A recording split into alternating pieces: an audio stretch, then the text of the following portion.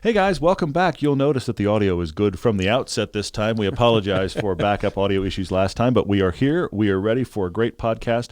Instead of big car debates this time, we have a special guest coming up. You've probably already heard about it. Jacob from the Straight Pipes will be joining us for a live car debate. We don't often have guests, and we rarely do live car debates. Well, we also don't know. He has not given us any information in advance of what he's looking for, so I'm excited about hearing what his debate is. So it's live ideas.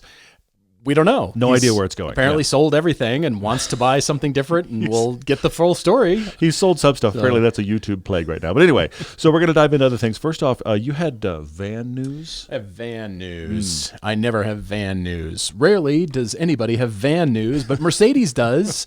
It is the new VLE Grand Limousine.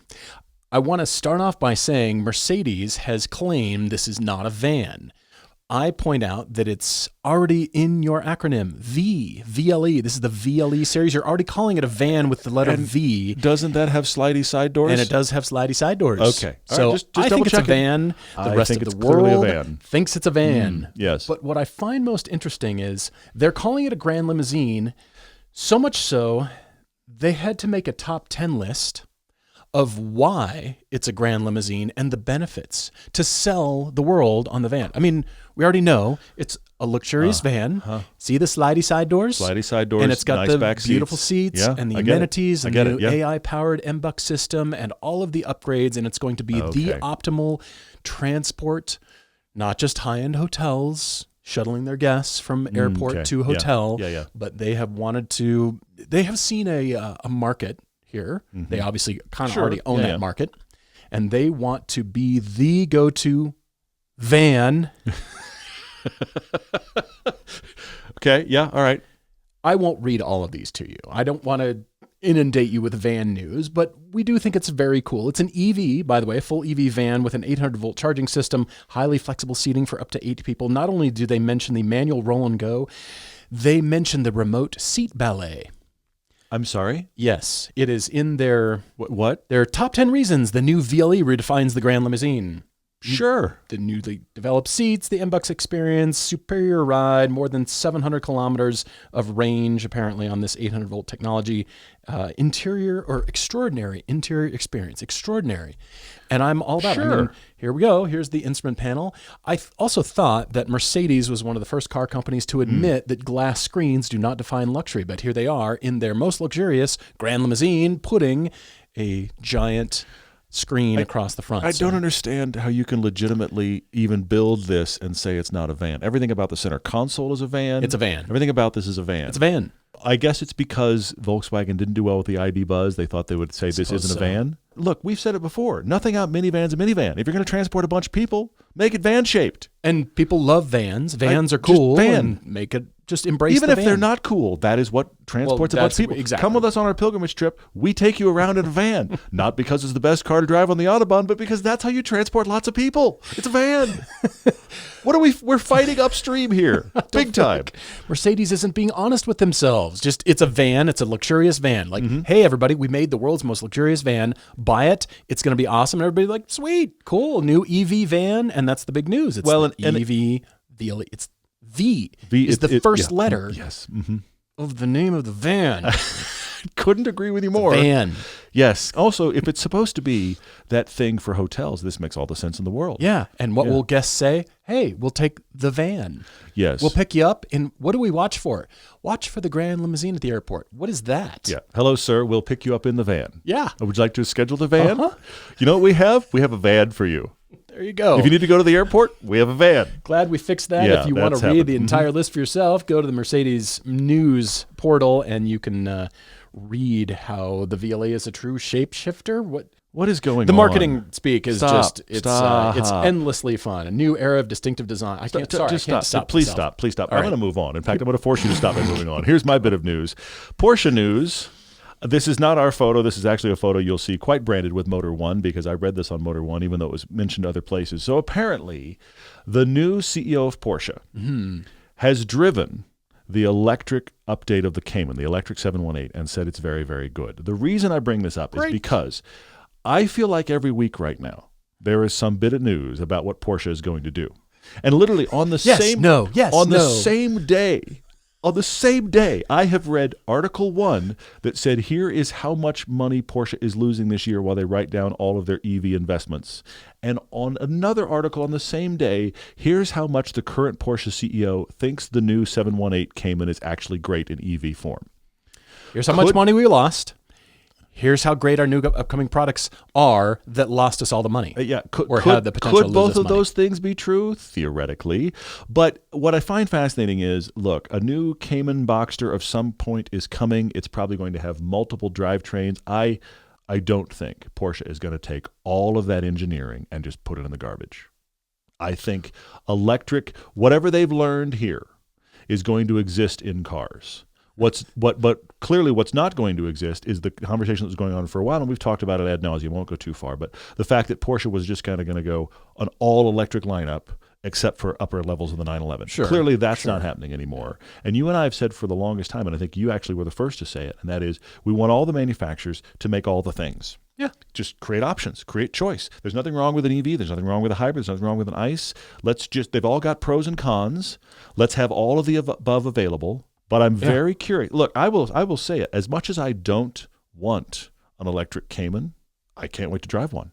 I'm excited to drive one. I want to see what you came up with. Porsche will probably do it very, very well. It's not something that I would go, you know what I really want? No, but I'll drive one in a heartbeat. But when they said that's the only Cayman version we'll sell, I agree. That was the mistake. I agree. Investment professionals tell us all, diversify your portfolio. That's all we hear when you're investing. Diversify your portfolio. Have a little bit of investment over here, a little bit over here. And that's what we recommend. All these car manufacturers, just have a little bit over here, a little bit over here.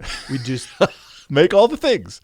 Make all the things. Well, then, yes, we look forward to it. You know what? When they come out with it, make a gas-powered GT4 because that's been very popular. And it's been very good. And it exists in GT4 class racing. And companies, teams will want to buy that, and individuals will want to buy it, and really is a great track car. And make it all. Yes, bring it all. Here's my big thing for all manufacturers. I just want to put it out there. I know no one's listening to what I'm about to say. Let's worry about weight again.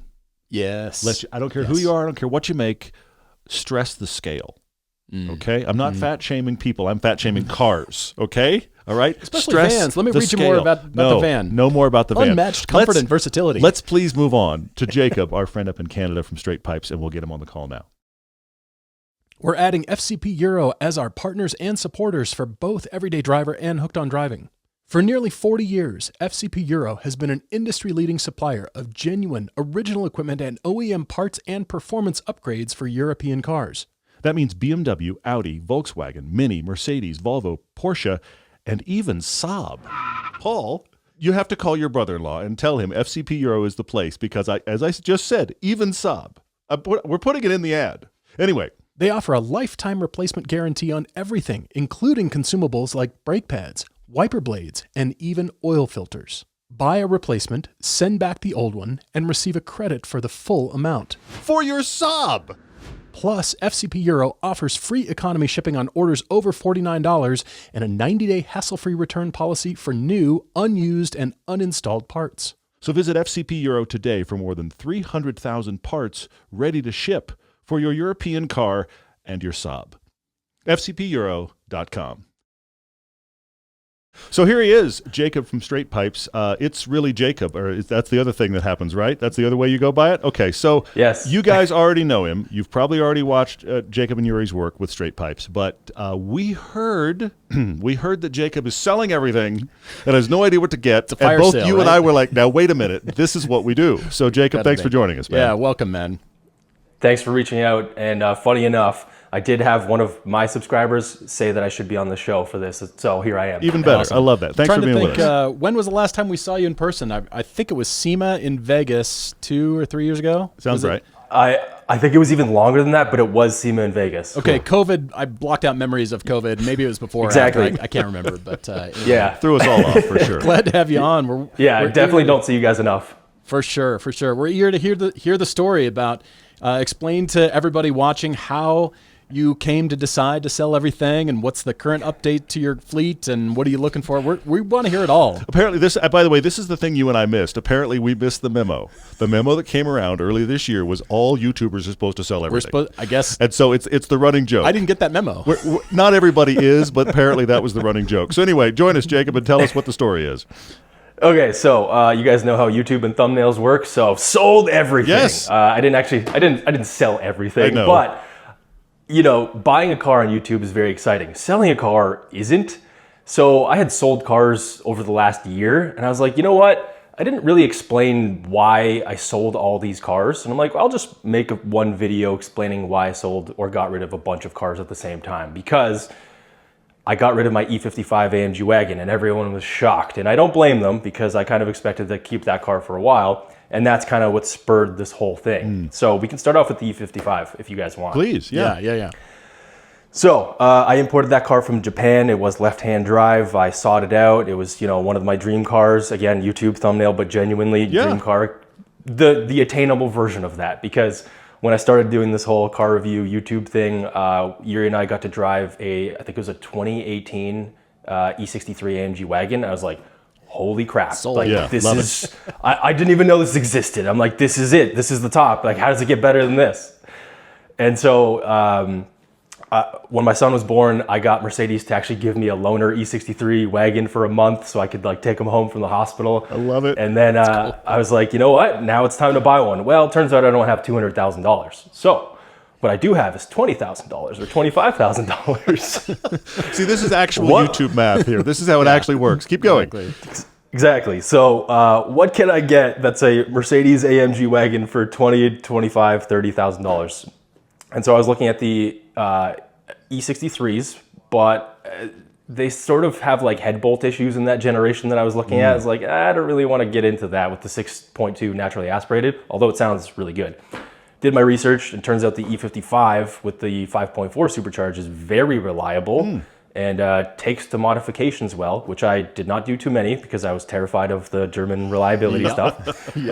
And so found that car and imported it from Japan, owned it for, I think, 3 years. And I would say it was nearly flawless. Never gave me an issue starting, no check engine lights.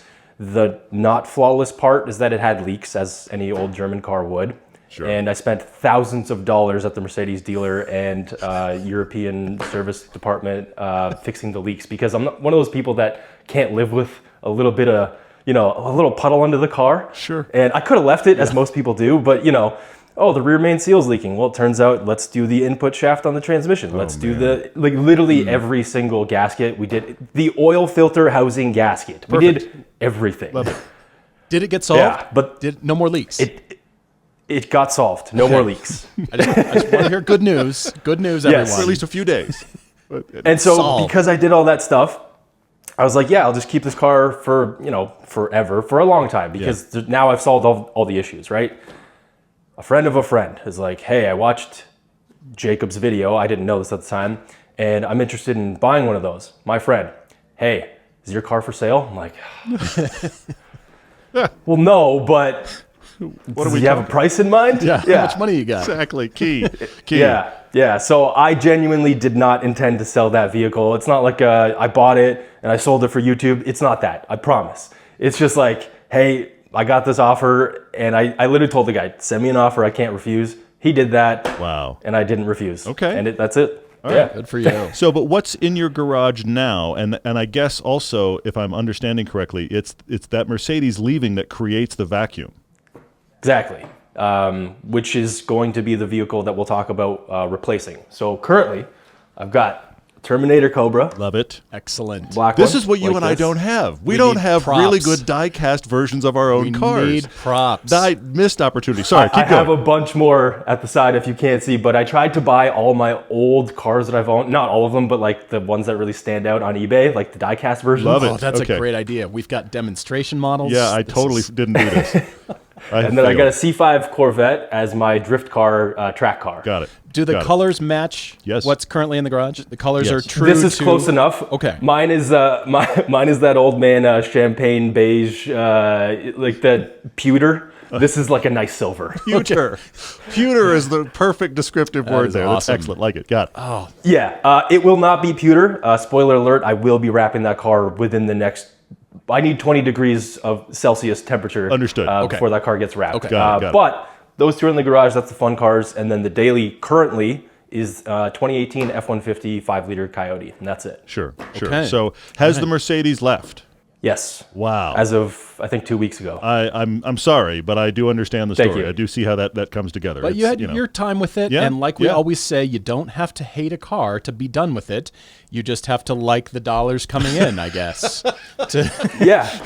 Yes. Right? I like that. I had my fun with it, and I feel like, hey, you know what? It's time to move on. Life's short. Let's get something else. Very Good for cool. you. So this, what we're replacing needs to be kind of the family hauler and still be fun. Am I right? To some degree, because I can continue to use the F-150 as the family hauler in the daily. Would I like something closer to the E55 that I can still daily? Yes, but it doesn't necessarily need to be. I'm definitely leaning more towards some sort of sports car, but it must be a 4-seater. Does not have to be a 4-door, if you get what I'm saying. Yeah, totally. Okay. So what are we dealing with budget-wise? I'm thinking I want to keep it under 50 to 60,000 Canadian dollars, so it's probably like 30 grand US. I don't really know. I don't know what the I exchange don't know what rate the conversion is right now. It's not good. Yeah, okay. So Let's just say 40 grand US, and we're probably stretching that when we get to like the upper 60. But like if we can keep it around 30 to 40 US. Okay. Are there any brands that are off the table you hate, no go, 100% no, you are opposed to any brands? I mean, this is the thing with all of us who drive these cars. I mean, Jacob, you and Yuri have driven so many cars, and I know there's cars that you'd be like, yeah, I really like it. I would never own it. What cars are those? And then what cars have you driven that like, man, if only these were, I'll wait 3 years from now. A third of the price. You drive it new, and then at 3 years from now, 5 years from now, I think I could actually add that to the garage. Are there any of those floating around your mind? But let's start with the car brands that you hate. No go. I'm going to say that it's not brand specific, it's engine specific. Okay. Because All right. a couple years ago, I have decided that I love V8s. And I don't really need any other engine in my life anymore because I just love V8s. All right. Okay. So it can be a V8, it could be a V10, it could be a V12, but we're getting a little crazy with the 10s and 12s. So I would like to keep it to a V8, nothing less. Okay. Nothing less. That clarifies That a lot. takes a few options out of my mind where right my there. brain went was, what are your feelings on the Alfa Giulia Quadrifoglio? Love. But I kind of want this to be slightly more of a daily, or at least the ability to be a daily, and I'd be terrified of the reliability of that vehicle. Okay. And see, I was instantly thinking the first generation M2. What about the M2? 4 seats, 2 doors, sports car, but not a V8. Interesting. Again, not a V8. It drives really well. I'm not a big BMW guy. I'm not a hater. I respect them. I just don't really feel like I want to own one, if you know what I mean. I did consider at one point, and it's still maybe on the table, E60 M5. Ooh. Okay. So Wait. E60 M5's okay, but the Alfa Giulia Quadrifoglio is out? That's I'm just trying to Explain say yourself. Cylinders. Remember, we can go up, we can't go down. Okay, fair. All right. Yeah, I'll give you the free pass because you'll trade reliability for cylinders. I'm with you. Good. So my Excellent. next car was the E90 M3, going back because that's in the budget. It's a V8, but it's a BMW. It's 4 doors, 4 seats, manual. I'm gonna say that's on the table. Okay. And you could Okay. get it. Yeah, You could get the 90. It's the 92 that's the 2-door, right? 92 is the 2-door. Yeah, you could do that, or just the E. I love the E90. I love the proportions. I Yeah. love what the 4 doors do to the car. I love that car, and it's really thirsty, and it's right in line with your V8 love. Yeah, and apparently I've heard they're fairly reliable. I do know some people, and that seems to be a pretty hot car on YouTube right now. Like I know a bunch of guys are buying those and stuff, so it could be a good choice. It's a great engine with, I guess I want to say it this way, it's a great engine with known issues. If you solve the known issues, then it should be great. You know what I mean? So yeah. I would say that's on the table. Just like you did with the Mercedes E55. Sure. Solve the known issues. Chase the leaks. Give the Mercedes dealer most of your money, and we're good. Okay, all right. So I'm gonna go elsewhere, a little more high end, and that is because it's a car that kind of lives in my brain as a except I feel like everybody else is buying them, and that is the V8 Vantage, the older Aston. Ooh, interesting. Hadn't considered it. I don't know if that would be in the price range, and slightly nervous about the exoticness of that car and the reliability. Certainly. I mean, I know that the price range, like the bottom of the price range in the U.S. is this 30 to 40 grand. But the question becomes, what's the life of the car you're buying? What's its history been, right? And so what does that mean for its future? But that's one of those cars that every now and then I'm just randomly searching Auto Tempest going, should I? No, I can't. I just, that's one of those cars for me. So. And there's a dilemma with vehicles like that where if they were offered in manual, I almost feel like I have to find it in manual. Not necessarily true, but again, because this is going to be more of a daily, so I'm kind of more okay to being automatic. And I might also have my wife be able to drive this car as well. And she doesn't enjoy driving manual transmission. Understood. She can, but she just doesn't like it. So not exactly like needs to be manual or needs to be auto, but like in my head, because I've driven that car in auto and it wasn't good, so I feel like you would have to get that car in manual. Better in manual, for sure. By the way, what does your wife drive?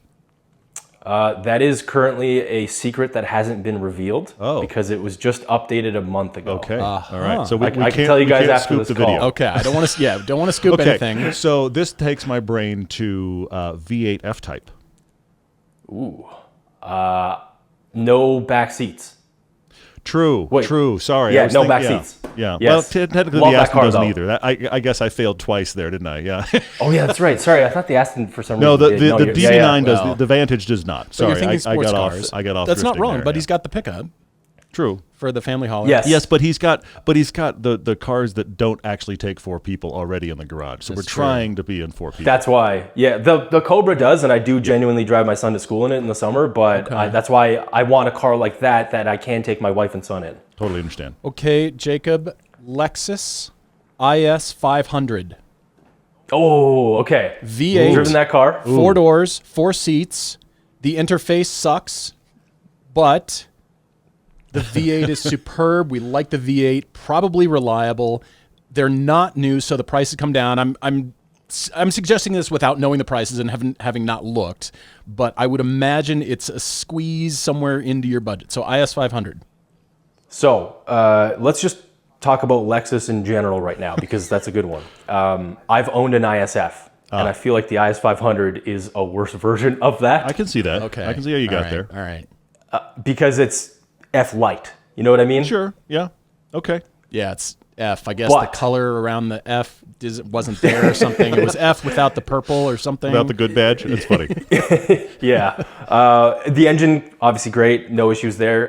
The car is a little bit on the boring side. Again, it's going to be totally reliable, which is fantastic. I love that aspect of it. However, 2 cars that come to mind that are potentially on the list, an RCF and a GSF. Interesting. Okay. I like the RCF, but they're all-wheel drive, and it's got that dumb hump right in the... The RCF is rear wheel. The RCF is rear. Okay. You can get it both. We had an all-wheel drive when we both That's were what like, I was why is this thinking all-wheel drive? The non-F. Yeah. If that's rear-wheel drive, then fine. That solves that issue. Yeah, it's got, both of them have the 5-liter V8, same engine. Yep. But so they're both on the list. Boring in comparison to the ISF? I would say they're equivalent, although the GSF is, I would prefer that, but there are 0 ever for sale, and the ones that are for sale go really quickly if they're clean, and if they're not, they still go fairly quickly even with high claims, and they're still pretty expensive. That would be the upper portion of my budget for sure.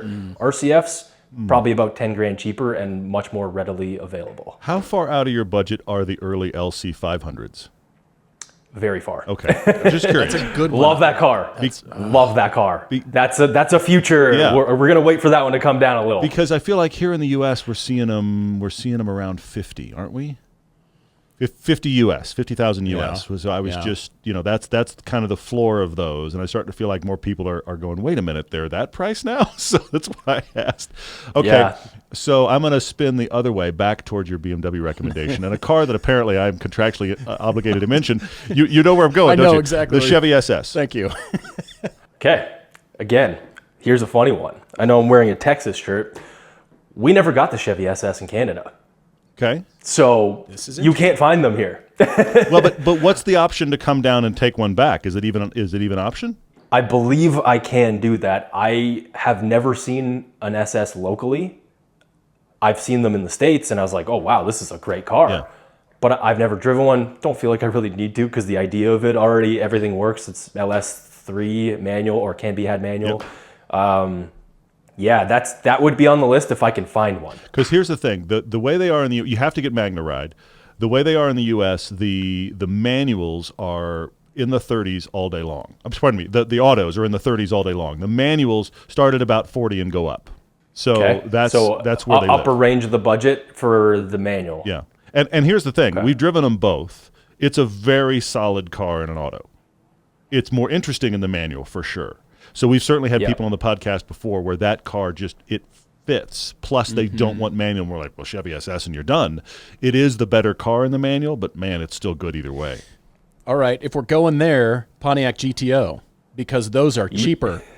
You're a lot older now. Yuri already has one. That's right, he does. That's right, he does. I totally forgot that. Totally. We can't own the same car. Of course you can. Okay. Yeah, completely. Yeah. And he did one burnout in it and broke his diff, and I'm like, I don't want anything to do with that car. Okay. Yeah, I see that. I see that. So I feel like our front runners right now are very similar. We're talking the E90 series BMW and the Chevy SS. Have you ever owned a BMW, by the way? No, never. Is there bias that exists where it shouldn't? Possibly. Okay. Possibly. I mean, that is. I will give you props, Paul, because that is a legendary V8. It's a very, very good V8. Those have got 08. Was that the first year for the E90? Somewhere in there. It's somewhere, and they've got to have come down. Now, high miles, you're going to have to do the balancing act of high miles versus what's the maintenance you don't want to repeat. Unless you do want to repeat the Mercedes activity, like everything you did with that car, we're just going to do it for BMW. Just going to go down the block to your BMW dealer. Yeah, I think I remember. I've definitely looked at those cars previously. They have like throttle actuators and rod bearings and all that stuff. Those are the things. You're hitting the list. There you go. Yeah. But that's the thing. It's one of those engines where if you solve the known stuff or you maintain the known stuff, they just run. So and that makes sense. And I would also agree with you guys that it would definitely be more reliable than the E60. The E60 frightens me. I mean, I love... Actually, it's fascinating. Jacob, we had a listener who wrote to us with a 200,000 mile plus E60 M5 that he drove regularly, and it probably was great because he drove it so much, but that's not everybody. He did maintain it, but it looked pristine. He sent us photos, and so it's one of those things. It's like R53 Mini. They run until they don't, I think. But Did you guys review a red manual? We had a white car. The E60 that we drove was a white one. Yeah. Never mind. I thought I saw your video on one years ago. I thought it was red. Maybe it was white. But well, we've driven. I mean, like if we're talking miles E60, it was only the white one. We've driven the E90 in every possible variant you can imagine. So there's been all the colors. So yeah. All right. So you're wearing a Texas shirt. You've got 2 of the 3 American car manufacturers. How do you feel about the Stellantians and Dodge and anything Hellcat powered? What's your opinions on those? Absolutely love. Okay, so those might be the only thing. They are very easily stolen, and there's a lot of thefts around here of those cars, and the insurance rates of those are astronomical. Interesting, huh? Yeah, I didn't expect it's a really bad thing. It's like it's really easy to duplicate the keys or whatever it is, and so everyone's got these crazy immobilizers. But I'm a little frightened of owning one because of the theft. Interesting. I'm always fascinated by those variants. I get it. I totally get it. I mean, because we've been looking forward to those dropping to about $25,000. Looking forward or terrified? New 16-year-old drivers everywhere can suddenly afford them and. Can you imagine my son in a Hellcat? My son just turned 16. Can you imagine my son in a Hellcat? He comes home. By the way, I'm in trouble at home. I have to side note this. I'm in trouble at home because the other night he comes home all triumphant from school. Okay. We have an off-ramp for our house where you happen to exit between the off-ramp of the freeway and the next light. If there's no one with you, there'll be no one with you for like a half mile. Yeah, so if there's no police officers, there's no other traffic, you are alone for a half mile. So you can. So that's the place you can go fast. And he knows this. I'm his father. I'm a bad influence. I've shown it to him. He comes home the other night, all excited. He walks in the door and he says triumphantly, it's like 9:30 at night. My wife and I are already tired. He walks in, he goes, points to my wife and goes, "You're going to be mad at me, but you're going to be proud of me." We're like, "What is this?" He goes, "I just got my first daily triple in the Mini on the off-ramp." But I was like, oh, my God. We have kind of encouraged that with the shirts and the daily triples. So that I had to be proud, and my wife definitely was angry. And then the next morning she was like, "I cannot believe you didn't come down on him." And I was like, I was playing my role. Because, I mean, I've showed him. And I was proud, but you're 16. You've been driving 5 minutes. You know what I mean? So Hellcats you love, but they're out because of all the reasons. Yeah. Yeah, at least for now. Like we'll see. Hopefully things improve, but yeah, at least for now. Okay. All right. So I love that story. I mean, I'm still in trouble. I'm going to be his proud uncle. Just do it away from my wife. Just be proud with him quietly. So if she's around, I'll be like, "What are you thinking?" Yeah. And privately, I can be like, I'm gonna have to be a little more. What are you thinking with him? Because he's my son, so I got to be careful. Anyway, okay. All right. He drives the R53 Mini. That is part of the fun there, and it's running and it has lots of miles. But good for him. Those are great cars. I like the Chevy SS idea a lot, simply because you don't have any experience with it, you haven't driven it, and you would be one of one. Right in Toronto, where you're at, I guess becomes unique in Canada. That'd be interesting. Yeah, generally. And I've always wanted to import a car from the States. I've imported one from Japan. I just want to know what the process is. Like, that's, I find that intriguing. Sure. So like that is definitely on the list. You have to search nationwide, and that anytime we start Chevy SFs for people, we have to search the entire U.S. But we do find a good range of them. And what's funny is it's one of those cars that you'll relate to this. It's one of those cars like the Corvette, where the people that are realistic, you can get a good deal from them. And then there's some guy with one that he's just convinced that it's just one auction away from setting him up for life. And you're like, it's a nice car, buddy, but no, I'm sorry. You know, it's not a GNX. Yeah. It's not a. Well, it's not. It's a Chevy SS. It's a really cool car, but $70,000 for your manual Chevy SS is right out. Yeah. You know. So yeah. So I went to the Chevy Blazer EV SS launch. Okay. In was it at the 1010th Motor Club? Sure. At least that's where it started. Okay. Yeah. And so Chevy was, very proud SS heritage. They had like SS models. They had a Chevy SS on the floor with like 9 miles on it or something. I was just blown away. I'm like looking at the sticker price. I asked everybody there. I'm like, can I just buy this? Right here while we're here. Yeah, for sure. Yeah. Before it shows up with Barrett Jackson. Yeah. Oh my gosh. Yeah. Also, by the way, Chevy, that's the best way to make your journalists very disappointed in your new product is show that product next to your new EV Blazer. Yes, I agree with you. That doesn't help. They didn't think that through. That doesn't help at all. No. It's like when Jaguar put the E-Type next to the F-Type, and I was like, that car better be good. It better better be good. Yeah. Anyway, moving Marketing on. people thought that'd be a good idea, and they didn't quite think it through. I was just gonna say, Jacob, you could be the proxy for Todd because Todd's wanted an SS. As you do the importation process and live with it and drive it and maybe mod it or don't or add the Vauxhall badges and turn it into a thing, then you could like, hey Todd, so here's the updates with the car and whatever I'm doing with it, and it's the one kind of car I don't need to own, and I just bring up the Chevy SS and the Alfa Giulia Quadrifoglio. I'm a broken record. I know I am, but I don't need those cars. I don't need them in my life, but they're cool. Plus, it would look great because we always call it the 4-door Corvette. Chevy called it the 4-door Corvette, and it would look pretty great next to your actual Corvette. You're right, and you're not wrong about any of this stuff. And may I suggest something that's been on my list that is adjacent to this? Please. Okay. Cadillac, CTSV. I wondered if one of us was going to get there. Okay, so the problem is that the wagon's the one you want, and it is out of your budget. Yeah, the wagon is 100% out because of that. But stay with me, the coupe, because it looks so wild these days. Sure. I didn't like it when it came out. But now, because it's so ridiculous looking, I kind of really like it. I see you. I see you on that. Yeah. What model year? And it's not something that you see all the time anyway. The supercharged ones, I think they're 2011, possibly 12. Yeah, 2012. Something in that range. The V2s, I call them. Yeah, they're boxy. They're angry. Yeah. You just don't see them. Yeah, that's interesting. Yeah, I see that. Yeah.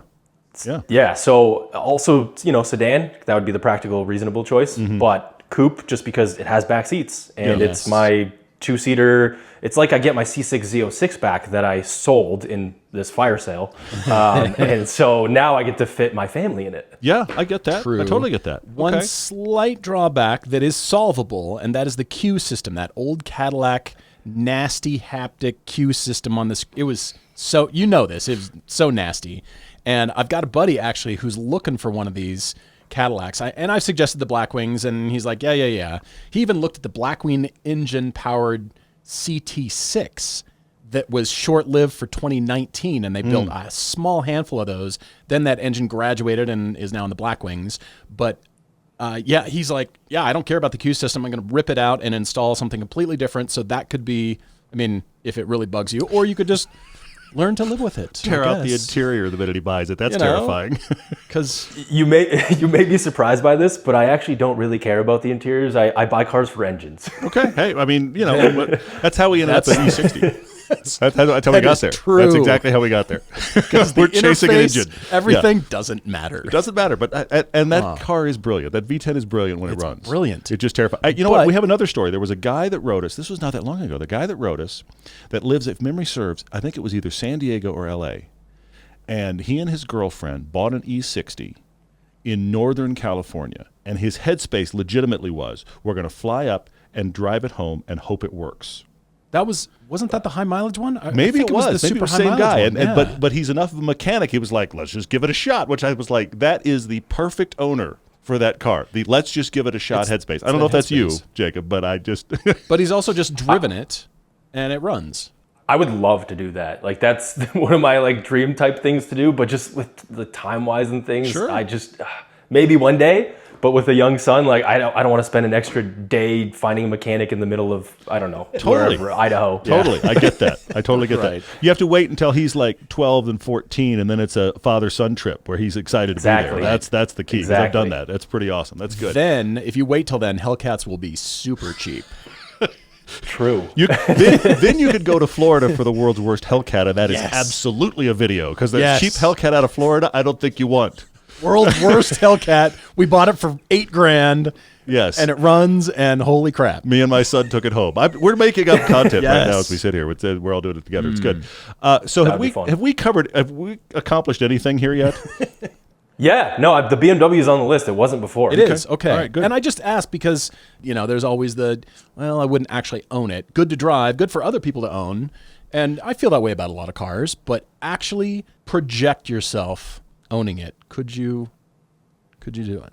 I think I could, because I love the way BMWs drive. I fully will admit that they drive better than Mercedes equivalents. A 3 Series drives better than a C-Class, depending on the model generations and stuff. I would prefer the engines that were in a lot of the Mercedes, especially the naturally aspirated V8s. But you got a high revving V8 in the BMW. That's pretty cool. Which is very cool. All right, I'm going to be stupid for a minute. Are we ready? How far back do you have to go, Jacob, before the Maserati Gran Turismo enters your budget? Oh, it's on the list. Is it? What? And I wondered. Yeah. What? Yeah. You're serious? I love. Okay. That's an engine, though. See, he's chasing engines. It's an engine. Yeah. That's the only good part of that car.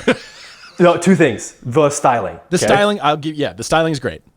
Two things. I think it's, thank you for bringing that car up, because I think it's the best sounding cross-plane crank V8 ever. I think you're probably right. Hands down. I agree. Yeah.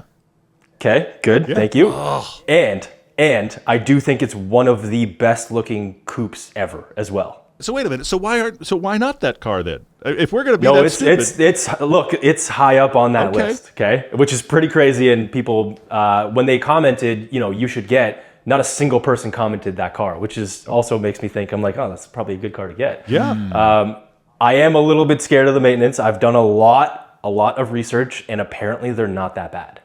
Ooh, if you get Okay, Paul, as I'm the so I bought a excited. cheap Maserati owner, you have the experience. You get to chime in here. I had the Neiman Marcus edition, which I love the paint, and the leather was the Poltrona Frau leather, and it was the smell. It was just so good. But Anyway, but the transmission after that, I think it was a ZF. They graduated Yes, to. it is. And It's a ZF 6-speed. yes, the 6-speed, and those I've never read any issues because with the car that I had, the mechanic was like, "Yeah, the engine is the best part of your car." I'm like, okay, well that's actually good news. The starting procedure was cringe-inducing and horrifying, but the thing ran, and the handling on that car, despite having the longer wheelbase than Todd's Phaeton at the time, the handling was actually that was your Quattroporte, and it was great. If you haven't seen this video, Jacob, I will scare you now, just in case you start test driving these Maseratis and it does this. There was a 2-step terror process every time he started this car.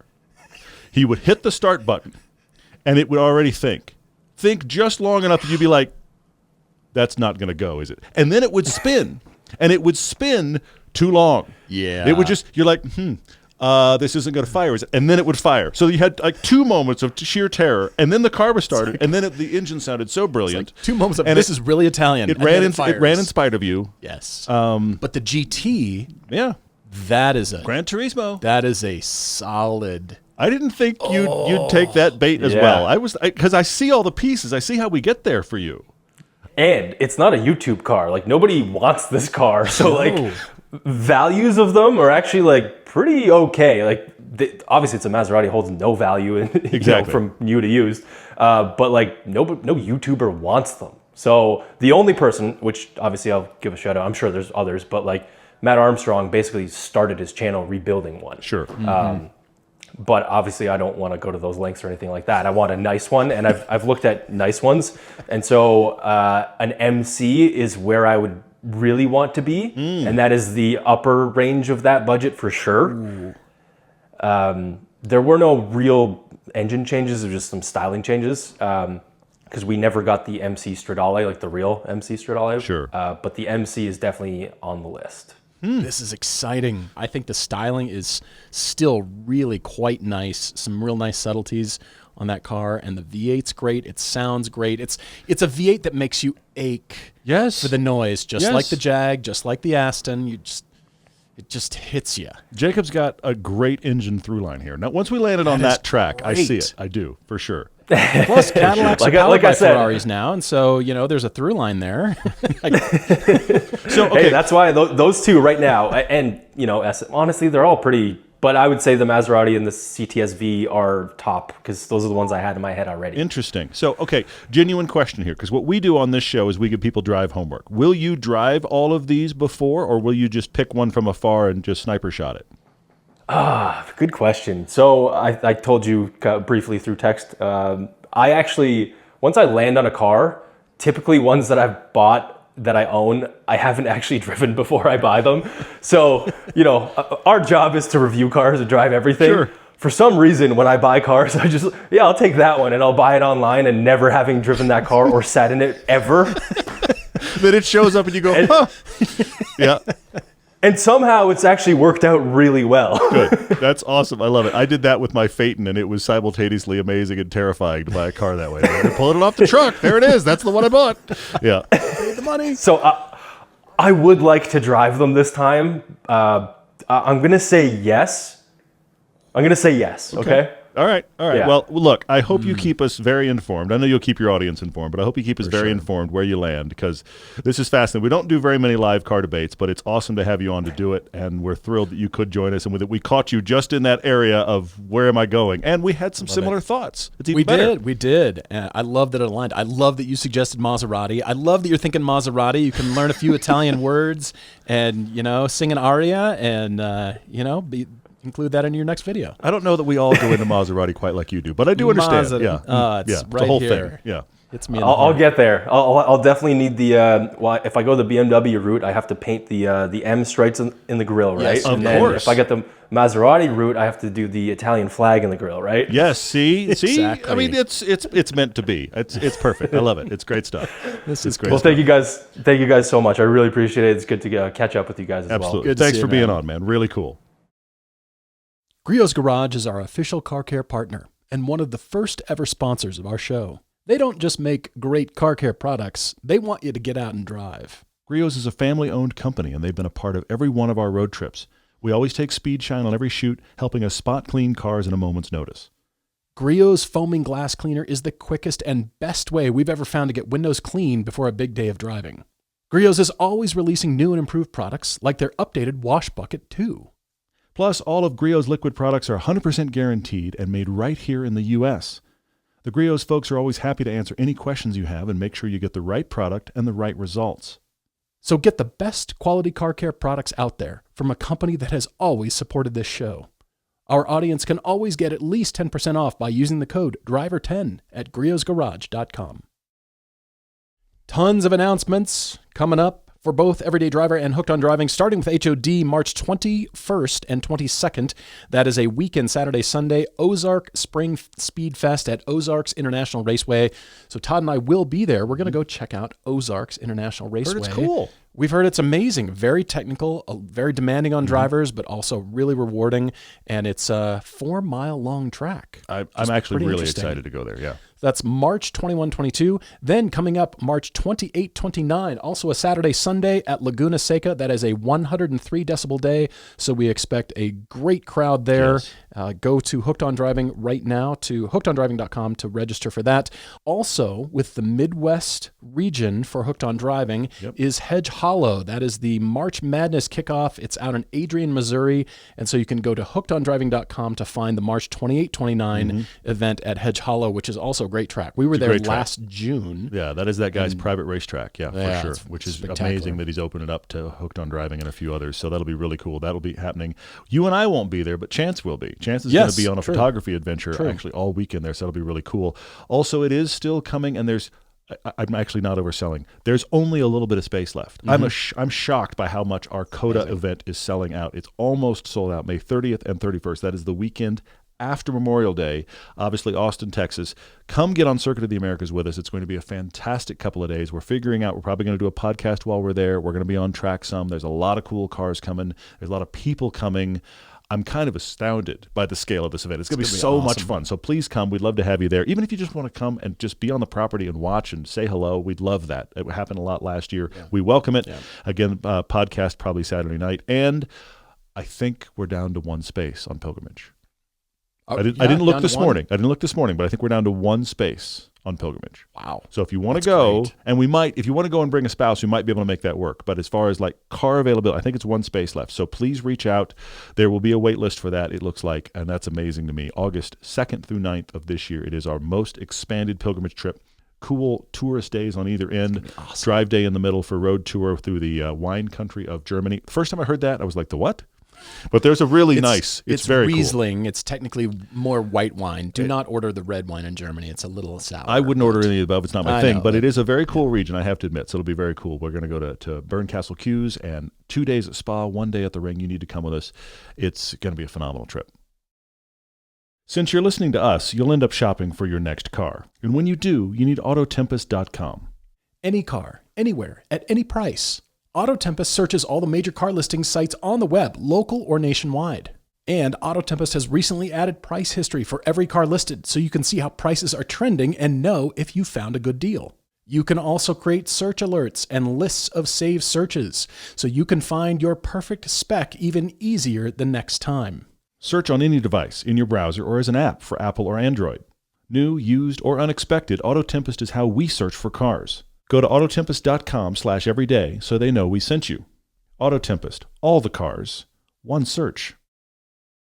So we're going to jump straight into car conclusions now since we had a really great talk with Jacob. It was great to have him on. Yeah, that was really cool. I hope he tells us what's up. Well, then we can do a car conclusion for him. And that's actually true. Keep us updated because that'd be really good. I want to know, you want to know, everybody's going to want to know what he ends up getting. And there'll be a cool video on it, I'm sure, as well, which will be great. Yeah. Jumping right in, Calvin L. writes to us. He has appreciated our coverage of the new Prelude. Okay. I felt like we kind of over-covered it for a while there. Possibly. Much discussion, and it continues here with Calvin's car conclusion. Well, he was one of the people who was excited when the Prelude was announced, but the release product has been disappointing, says. So his 2023 Acura Integra A-Spec manual is the perfect example. He gives us all the reasons why he loves it. all the reasons why he thinks it's superior to the Prelude. I mean, first one, of course, is the fantastic 6-speed. It's a non-hybrid. It's the actual turbo motor. SI suspension. He said he's gotten as high as 38 miles to the gallon out of that car, which is honestly, it's only 5 or 6 less than the Prelude's probably going to get, which is kind of amazing. He thinks it looks better than the Prelude. 4-door actual hatchback with enough rear seat headroom for people. That's crazy. What's that about? So he feels like all of that, including the fact that you can get this Prelude for about 38, maybe 40 grand, and he doesn't think anybody's going to sell the Prelude for that. Isn't that sad? Markups on the Prelude. Talk about a car that doesn't need markups. Yeah.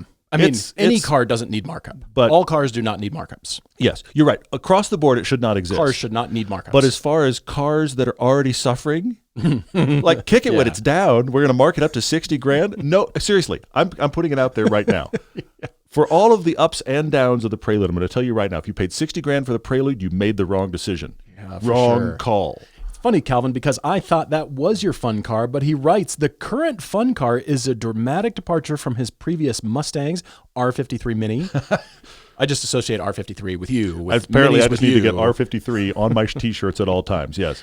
Since fall 2024, he's owned a 2005 Ram SRT10 regular cab. That means it's got the Tremec T56. He says it's a ridiculous vehicle that's only fun for straight line pulls because it's the Viper V10 engine in a 5,500-pound truck. Wearing the truck. He says it looks cool, gets a lot of thumbs up in Columbus, Ohio, where Calvin is.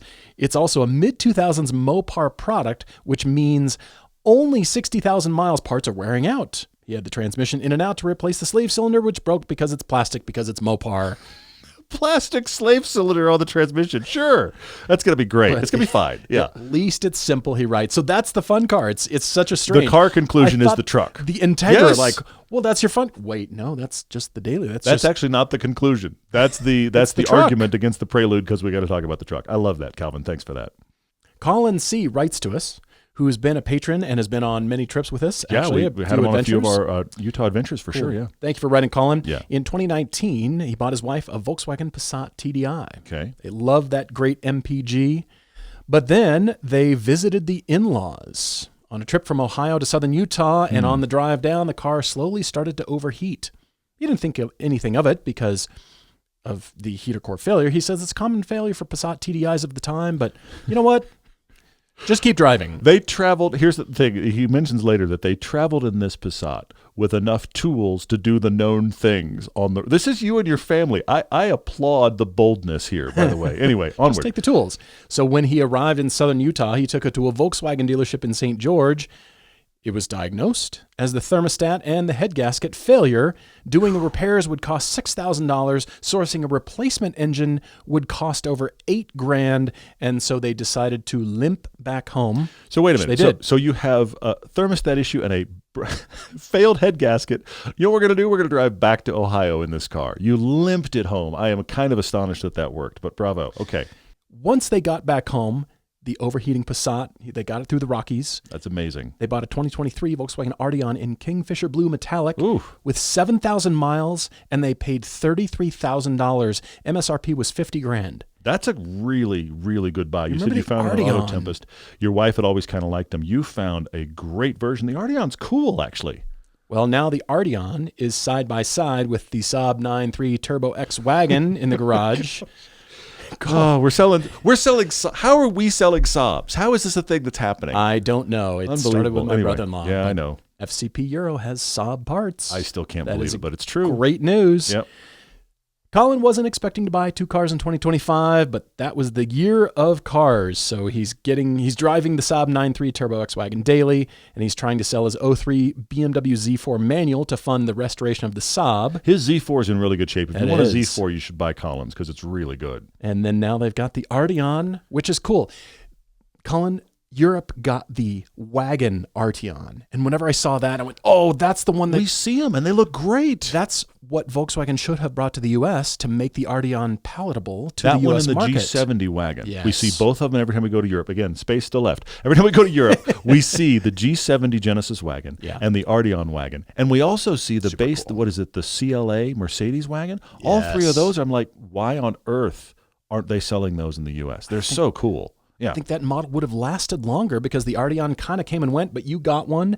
And you know what? They were decent. It just never came to the forefront of my mind when we were recommending sedans all the time. But for the price you paid, I mean, versus what it was new, and it was only 7,000 miles, you got a new car for almost half price. Well bought. Well done. If you've got a car conclusion, write to us, everydaydrivertv@gmail.com. We love the Topic Tuesdays. We love the car debates, but we love the car conclusions too. And I'm looking forward to Jacob's. It's going to be very cool. All right, Jacob, listener had a quick question for you over here on Instagram. Damn it, Patton. Andrew said he would love to hear any tips from Jacob being a newer father. So Andrew's also a newer father. He's got a 6-month-old. What is the best way to introduce them to cars? And anything that you would like to share, Jacob, in terms of, I wish I had known it at the time with an infant. Hot Wheels. That's good. It's not a sponsor plug or anything like that, but Hot Wheels. My son would just play with them. That's it. It's just playing with Hot Wheels. He loved it. And revving engines. So I've got some pretty loud engines around here. And the V8s. I wouldn't rev them to redline or anything like that. Yeah. But, just a couple blips here and there and just see how he would react. So I've got some very precious videos, like selfie recording of him in my lap, and I would just rev like whatever press car I would have in the driveway or my personal cars and just see his reaction. I love it. Like, does he smile? Was he crying? Did he get scared? He got scared a couple times. Sure. Yeah. But he also had a pretty big smile a couple times. So he definitely smiled more than he cried. So I'm going to say that he's probably going to be a car person. I love it. That's really cool. That's excellent. That's great. Can we extrapolate then that anybody with a 6-month-old then should buy a V8 powered something to then this is our consumer advice for them? the day. Yes. This is absolutely pro tip over here. Yes. Right?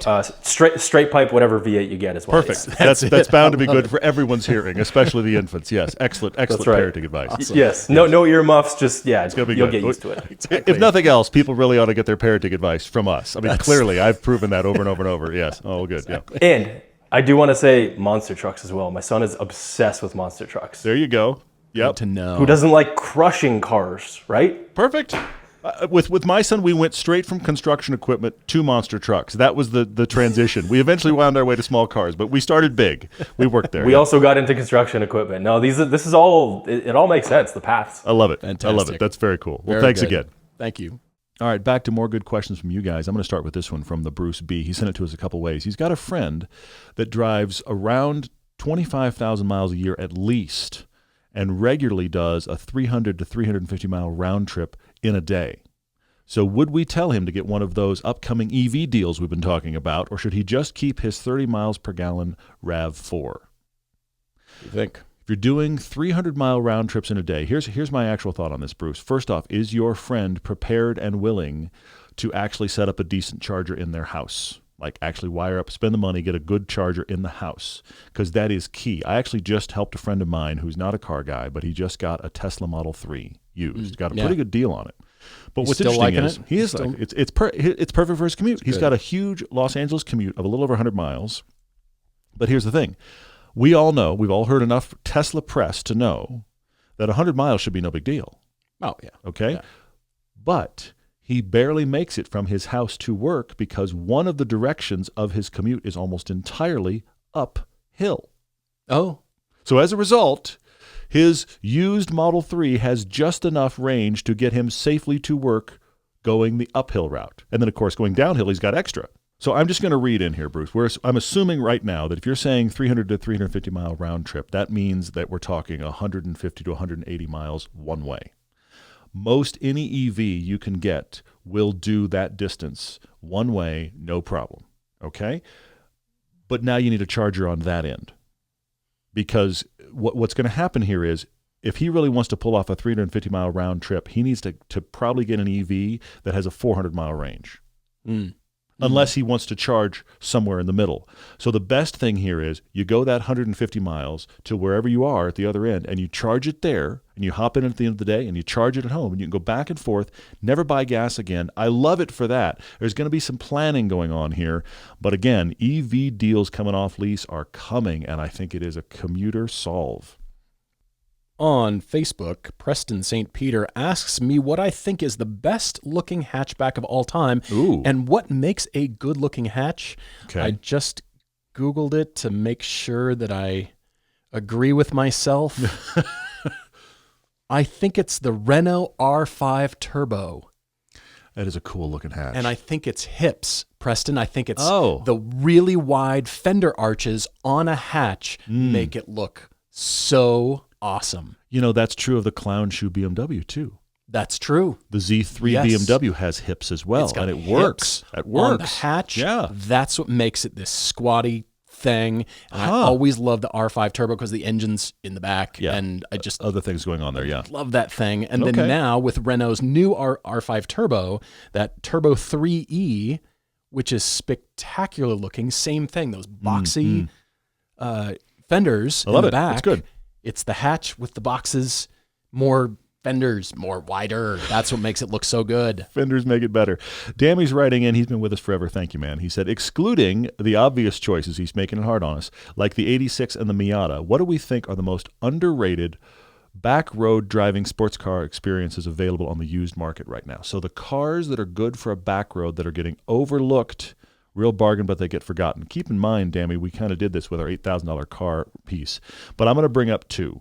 One is a Z3 BMW. They are cheap and they are great, but the other one is the Toyota MR2 Spider of the early 2000s. That is a fantastic car to drive, and I feel like it is always forgotten.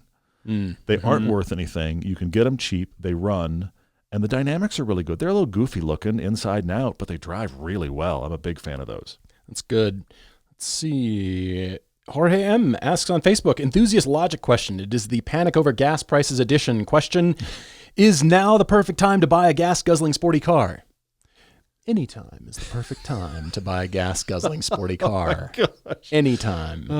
Doesn't matter. Get it. Yes. Get the V8. Terrible, but very funny. Jacob's going to get a V8. Yes. We know he is. I thought it was interesting how he's about engines, an engine note, and the rest of the car follows that. It's fascinating. That's huge. Like I brought up the Giulia Quadrifoglio, and he was like, "Yeah, but." The M2, yeah, but he had to get over the hump into V8. But then somehow the V10 BMW doesn't scare him. That doesn't terrify him. What a superb engine. Okay, Provenance, all right, history, sound, red line. Very cool. All right, Daniel also writes in with a question. He said, living in Michigan and having a daily driver of an F-150, he was thinking today, if you drive a normal car or a lower than normal car, how do you address roadkill on the road? Ooh. Do you just accept that you're going to have to go over it? Ooh, okay, Daniel. All right, I have done this both ways. I went over a rock once in the Emira that I thought was low enough, and I was wrong. And there is really nothing more horrifying than the sound of a rock connecting with the underbelly of your car more than once as it tries to exit out the back. Luckily, the Emira is fine. It has the plates on the bottom, a couple of dents in that, but it's okay. It sounded horrific. I thought, what have I done? We were in the middle of nowhere, too. Yeah, but anyway. That sucked, yeah. The answer, if you encounter roadkill or something that you aren't certain, and I mean like 150% certain it is low enough your car will go over it. If you're not that certain, you got to go around it. And if that means you have to slow down and or stop to let oncoming traffic get by you so you can go around it, you have to turn on your hazards and do that. The answer is never just run over it. The only go time, around if you can. The never only straddle. time that's okay is because you got so surprised by it, you have zero other option. But if there is any option on a low car, you have got to slow down, go around, and you also have to do it with potholes. Yes, absolutely. On Facebook, Ralph C. asks for the best type of car jack to use with a C8 Corvette and a 718 Cayman. He would like to be able to take his wheels off occasionally on his own to thoroughly clean the rims, wheel wells, and brake calipers. That's fantastic. I love that you do. He's just worried about damage if he doesn't use the proper jack. You need to know always, Ralph, and this is for everyone, look at your owner's manual for where the jack points are. Yes.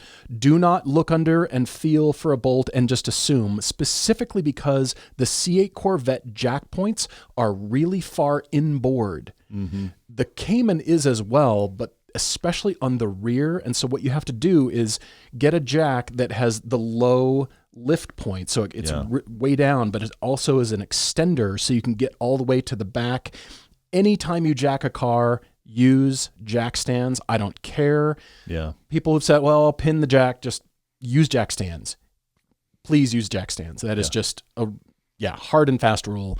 But on the C8 Corvette, those jack points that you think are the jack points, those are merely the shipping tie-down bolt locations for when the cars are shipped. Yeah. And that's just a tie-down, and people think that that is the correct place. That rear on the C8 Corvette, it's, at least my forearm length inboard from the rocker all the way to getting under there, and most jacks don't have the capability to accommodate that. So you have to really be careful, really make sure that particular bolt, you'll think it's one and it's a large bolt right there. That is not it. It's further underneath. So really be careful, look at it.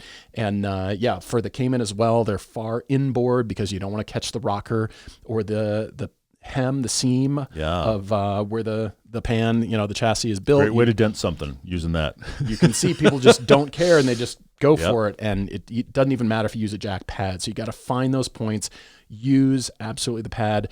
What's interesting on the Emira is we discovered the center gravity jack point that allows you to jack the whole side of the car up and then use because those are also way inboard, use the jack stands to support both front and rear. But the actual jack point is right at the balance of the car. You can use the rear one to get the whole car, so it gets the whole side of the car, and then jack, the jack stands as well. Points. Yeah, pretty nice. So, definitely read your owner's manual so you know exactly where on any car. Don't just assume, and don't do it on the seam, on that hem.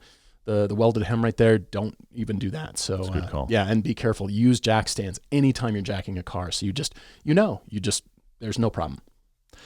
I have a question that I'm going to respond to from Kirk, but I actually brought photos because I think we have to talk it through. Okay. His question is, which nose is the worst stylistically and why? Now, for those of you listening, we'll have to explain what we're doing, but we've got the current M3, the 2006 SLK Mercedes, which I know is close to your heart, and the 2002 Firebird W6 S6.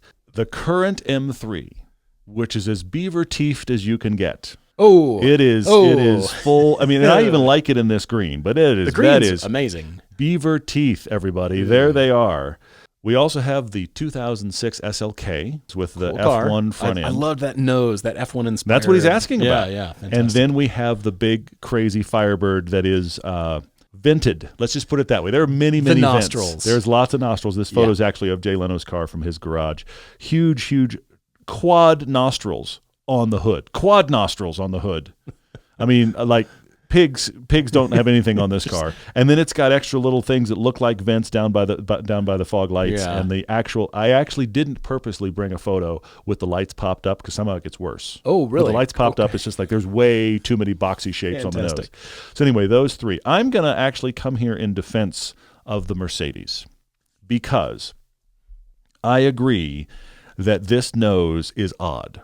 But it is very much the nose that carried through all of their sports car lineup all the way up to their F1 cars in this era. Yeah. It kind of came from the F1 car, that kind of weird teardrop center shape with the logo on it, and it carries over into they did the SLR at this time, had the same nose. Yes, that's right. And down to this. Because of that through line, I think this nose works. I think independent of that, it's questionable. But of the three, it is my favorite. It's very much of the time. And look, it's got the air scarf in the seats. Yes, it does. Look at that. Air scarf. It's just a term you don't hear enough. Yeah. I mean, this was the baby SLR. Yes, and absolutely. It made you feel, if you're buying this, like somehow I've got a piece of the SLR and I can't afford one, but somehow it's parity and I'm right there with the SLR you buyers. You were right there, buddy. I was there. You were right there. I agree with you. And, very much of the time period, I love that it was F1 inspired and it was a look. They've moved on, but I appreciate it. So. And I'm going to say in second place is actually the Firebird. This is a ridiculous front end, but in its time, and because of what it is, it's just we shoved the biggest engine. This is hot rod thinking. We shoved the biggest engine possible, so we just got to cut holes in the hood. I mean, that's the thinking. That's okay? So in that regard, I actually think as obnoxious as this Firebird front end is, and it is obnoxious, it works because you understand what's happened. You go, oh, big old engine. The hood didn't fit anymore. The engine's so big. You got to have a lot of cooling. I get it. So that means the worst is the BMW, because the BMW, I 100% believe, look, you can actually see in this photo the louvers that open and close. The point here being, it didn't need to have nostrils this big for cooling.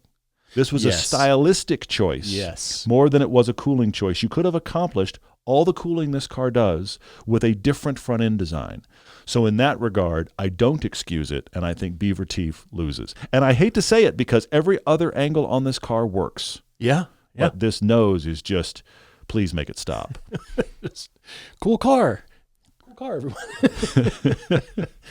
Thank you guys for all your questions. We really appreciate it. Write to us everydaydrivertv@gmail.com. Drop us a line, drop us questions. Please remember to rate and review the podcast. And one last time, for all of the events that are going on this year, we'd love to see you. everydaydriver.com/adventures and hookedondriving.com for a track day event near you. We'd love to see you there. Until next time, cheers, everyone.